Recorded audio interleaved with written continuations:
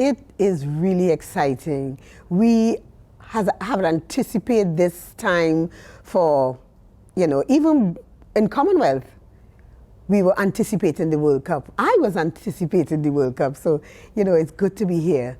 It was very important for us to, knowing that we have a couple of youngsters on the team, so it was very important for us to go into game situations and competition situations, I would say, so that when we entered into the CAC games, we took that as a pre-World Cup competition for us. It is really exciting.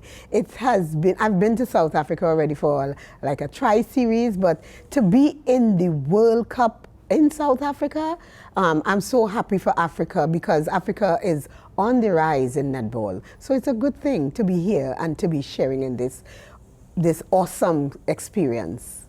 I have been with the team for the past 4 years, not as head coach, but different aspects, as an umpire, as an assistant coach, and now as the head coach. So I've seen the girls go through a whole lot of, things like we don't have somewhere to train because all the venues have been closed.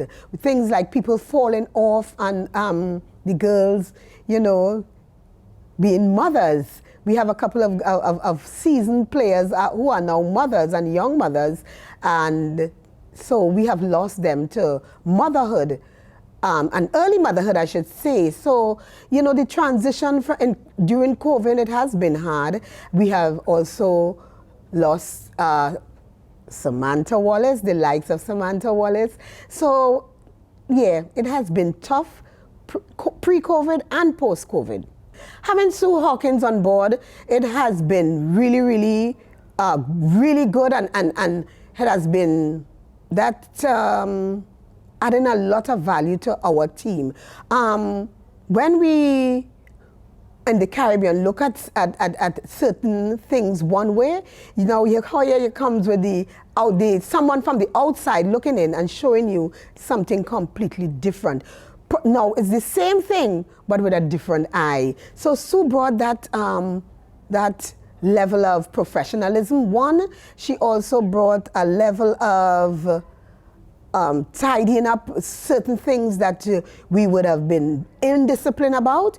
And yeah, she has added a lot of value to our squad. I would say going into the World Cup, after coming out of the CAC games, we had some difficulties with some injuries, and that we are still dealing with.